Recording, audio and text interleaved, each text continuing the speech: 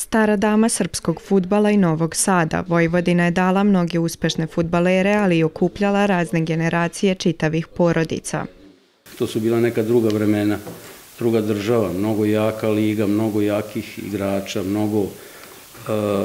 mnogo interesantnije i mnogo kvalitetnije se igrao fudbal nekada. Ovo je sad skroz malo druga priča.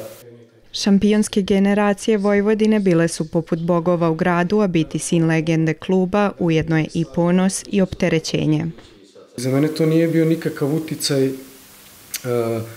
ili neko moranje ili obaveza. Ja smatram da je meni to bilo u krvi, jer je tata bio igrač i logično je da ja krenem tim putem. I ja sam na kraju krajeva i želeo da se bavim fudbalom i krenuo i što kaže, jednostavno pratio sam ga u stopu.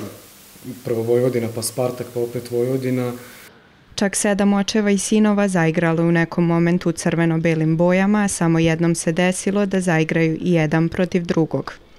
Mnogo više je probalo da igra, ali kako se pogleda inače i u svetu ne postoji mnogo fudbalera i očeva i sinova poznatih.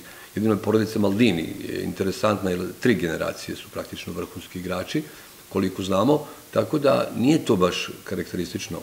Poznato je da Vojvodina ima uspešnu omladinsku školu, te će broj očeva i sinova koji će zaigrati za klub sigurno biti i veći.